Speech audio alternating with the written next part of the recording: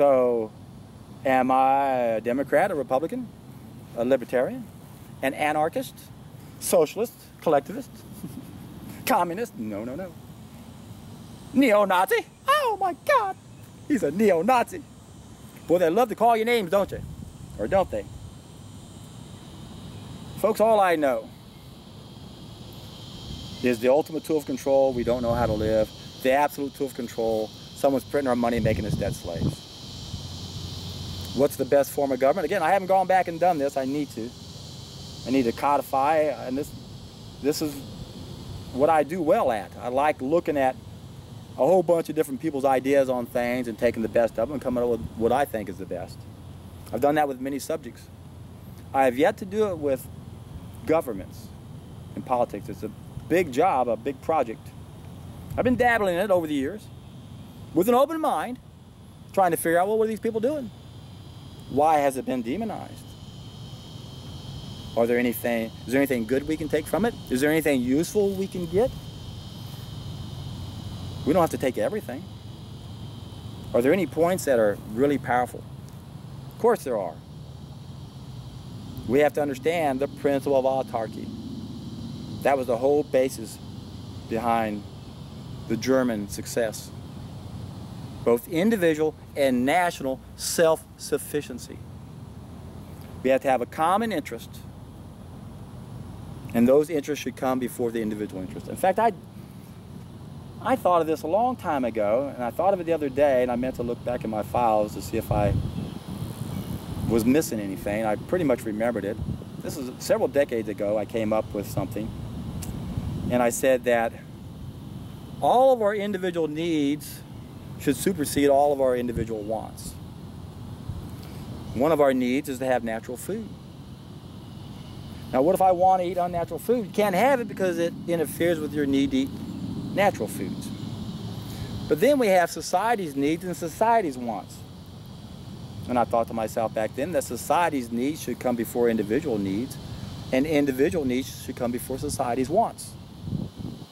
And obviously, society's needs come before individual wants also. And then we have nature. Nature's needs should come before society's needs and wants, and individual needs and wants. Because the environment is our external metabolism. It should be number one. Everything we should do should be to make the environment the best it can be. That's the number one need. Then our needs as a society should come next. Then our individual needs should come. Then we can take a look at society's wants and individual wants, and thank God, nature doesn't have any wants. Just has some basic needs, of which we're not satisfying very well, are we? But that could change if we could learn the value of satisfying our own individual needs. So it all comes back to us, doesn't it? We all play a role individually on keeping us where, whether it's keeping us where we are or getting us to where we need to be. And I don't pretend to have all the answers, but I sure do like to look at people who get results. We know communism didn't get results. That doesn't work. National Socialism, they got results. And what did they do? Did they do away with private ownership? No. Did they do it with private companies? No. They did away with big business. They did away with someone printing your money. They took this whole belief about making a profit at the expense of everyone else illegal. And it goes back to The Wealth of Nations by Adam Smith, father of modern economics, where he said there are those who live by wages, there are those who live by rent, and then there are those who live by profit. First two are okay. Their desires are compatible with society's desires. But those desires of those who live by profit are not compatible to society's desires or needs or both, because they want to narrow their competition and widen their market. That's why Herbert Shelton was against capitalism. He saw it as a form of parasitic invasion. That's not the word I'm looking for. And I know a lot of people are going, wait a second, John. Capitalism is the only thing that works. Socialism has never worked. That's not true. What Germany was doing was working. I'm not saying that's the answer.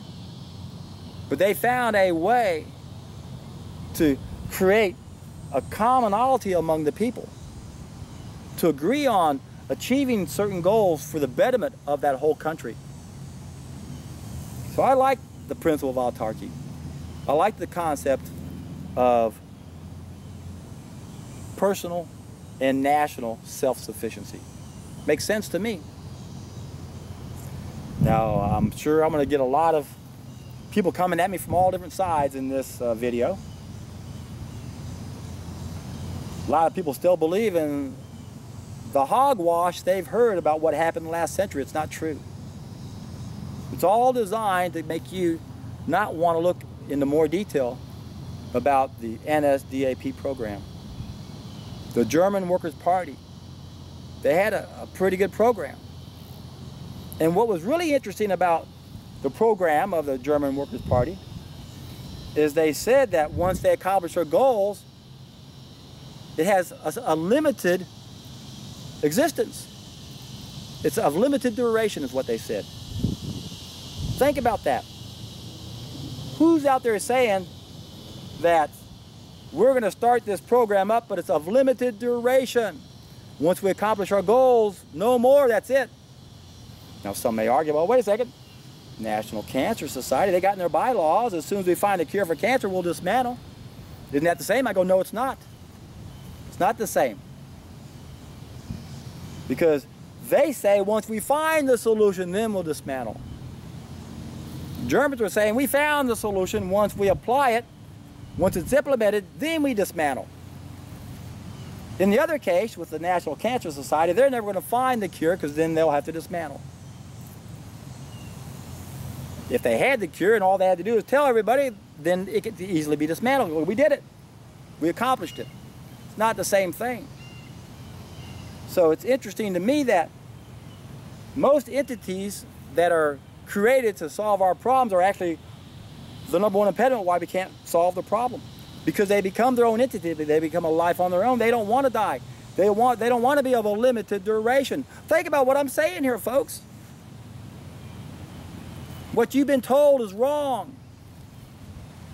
Anybody who wants to implement a program and says it's only of limited duration is not someone who's trying to conquer the world. We've been lied to on so many levels about history so that it repeats itself. And what we need to do is we need to take an objective look and take the best of the best of the best of the best and figure out what's going to work. And the first place we start when it comes to the downstream work with the government is take back control of printing our money. Get rid of all this odious debt that we supposedly owe so that we can appreciate the abundance this planet has to offer. And when we take away the absolute tool of control, they won't be able to control our so-called experts, and eventually our experts are going to find the truth about how to live,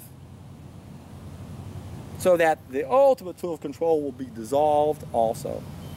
That's the ultimate goal we have in life, folks. We got to understand that there's one thing we're missing more than anything else. It's very simple, it's very fundamental. It's about how to eat, how to live. We haven't been taught that. We've been taught lies. Our parents taught the lie to us. We get out in the real world, everywhere we look, everyone else was taught the same lie, so everyone believes it. As a result, we keep passing it down and passing it down and passing it down. Part of our traditions we have to understand. Remember, our traditions is not only the accumulation of all of our wisdom, it's the accumulation of all of our mistakes. All the great things about us, all the horrible things about us. Now that's pretty simple to understand. Why can't we figure it out?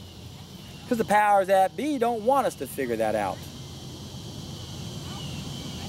Because that's the absolute tool of control. They could not control us if we were healthy. They couldn't create a Progerian class to fight their battles. Think about it.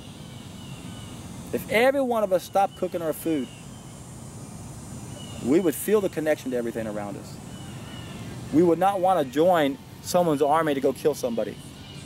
We wouldn't have a need to defend ourselves because we weren't going around killing ourselves. And that's because we were no longer killing our food. As long as we kill our food, we're going to kill animals. As long as we kill animals, we're going to kill ourselves. And it all started when we started cooking our food. We started killing our food. Thou shalt not kill. One law, according to the Essenes, thou shalt not kill.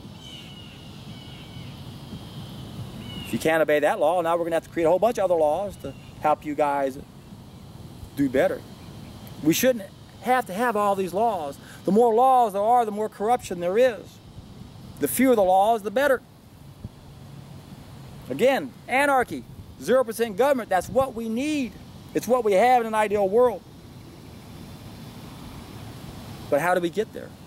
Do we keep trying to slide more to the right, taking away the power of the government so they quit messing with us? Well, there's good, the government does good things, obviously. There are good programs, people are in need. Some industries do need to be regulated so they don't do bad things. But that's all because we don't know how to live. That's why you really can't wrap your brain around any of this unless you understand the raw food, cooked food perspective. Be sure and watch the raw food, cooked food, and autarky connection. If you don't understand the ramifications that come from cooking our food, you're missing the boat. You don't understand why oglockary is a problem, mob rule. You don't understand how that's what creates the monarchies and the aristocracies, aristocracies and the democracies. That's what allows us to go ultimately back into dependency where the mob rules again and we go back to the same cycle. We've been doing it over and over and over for a long time. And why does it repeat itself? Because we don't understand it. We get tricked into fighting between the left and the right, this false left-right paradigm that's within the far right and the far left, or far left and the far right. It's an illusion, folks, because both sides are controlled by the powers that be. There are benefits to both sides. Why are people attracted to the right or left?